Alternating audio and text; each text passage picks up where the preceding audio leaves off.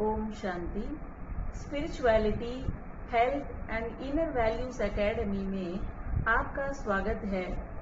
हमने देखा है कि श्रीमद् भगवद गीता, उपनिषद और पतंजलि योग सूत्र तीनों में एक ही राजयोग का वर्णन किया हुआ है, जैसे कि कार्य कुशलता के साथ न्यारे रहकर कर्म करना और ईश्वर के साथ प्रेम करना आदि तीनों ही ग्रंथों में अलग अलग तरीके से समझाया गया है। भगवत गीता अर्जुन और मनुष्य आत्माओं के दैनिक समस्याओं के बीच का युद्ध और श्री कृष्ण जो भगवान के प्रतिनिधि है, वो परमात्मा सर्व आत्माओं के पिता के बीच का एक तुलना है। आत्मा और परमात्मा के स्वरूप का भी गीता में क्लियर डिस्क्रिप्शन है।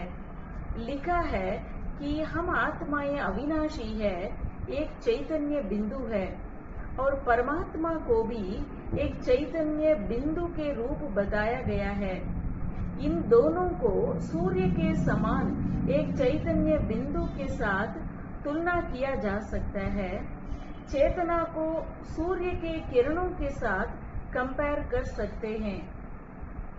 गीता में परमात्मा के अवतरण के बारे में स्पष्ट किया गया है कि कलयुग के अंत में भगवान धरती पर प्रकट होकर स्वर्णिम युग का सही रास्ता दिखाते हैं। वैसे ही ब्रह्मा कुमारी के द्वारा रिवील किया जा रहा है। गीता में सृष्टि के रचयिता के बारे में और उनके कर्तव्य के बारे में इस तरह लिखा हुआ है कि केवल मात्र एक भगवान ही पालनहार है और हमें अपनी इंद्रियों के गुलामी से मुक्त होने और मन बुद्धि के साथ मोह को त्यागने के लिए एक भगवान को ही याद करना है, ताकि हम विकारों से मुक्त होकर गुण संपन्न हो जाए, क्योंकि परमात्मा ही पूरा कल्प वृक्ष रूपी उल्टा झाड़ का बीज रूप है। वही सृष्टि का पालनहार है, साकारी, सूक्ष्म और निराकारी रूप में। इसके अलावा वेद व्यास जी समझाते हैं, मनुष्य के दुखों का मूल कारण इच्छाएं और कर्म फल की इच्छा। बुद्धिज्म और साइकोलॉजी भी कहता है, अधूरी इच्छाएं निराशा पैदा करती है और तनाव और रोग को भी जन्म देती है। गीता में मानसिक तथा शारीरिक बीमारियों की काउंसलिंग और ट्रीटमेंट का भी वर्णन है। इतना ही नहीं, गीता हमारी इंद्रियां, मन, बुद्धि और अहंकार को कंट्रोल में रखना, अटैचमेंट से मुक्त होकर अपना ध्यान स्वयं में और भगवान में लगाने की सलाह भी देती है। इसके बाद स्वयं को निजी गुणों के बारे में बताते हुए मूल्यों और विकारों का भी विस्तार करता है।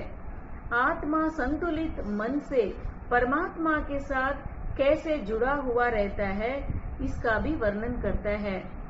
इसके अतिरिक्त भोजन, विचार, वाणी और कर्मों के बारे में भी विस्तार से जानकारी दिया हुआ है। अंत में वेद व्यास जी ने संक्षिप्त रूप में सर्वश्रेष्ठ राज विद्या, राजयोग का स्टेप बाय स्टेप वर्णन करते हैं। गीता का संपूर्ण सार ही एक परमात्मा को ज्योति स्वरूप में याद करना, जो परम धाम में रहते हैं, स्वयं को सतोगुणी स्वरूप को पहचान कर आनंदमयी स्थिति को प्राप्त करना, इंद्रियां और इंद्रियां के पदार्थों से लगाव मुक्त रहकर रहना आदि आदि। गीता सभी कर्मों को सेल्फलेस एवं एक्सपेक्टेशन से मुक्त होकर करना, स्वयं तथा विश्व कल्याण करने का एक आदर्श मॉडल है। ओम शांति।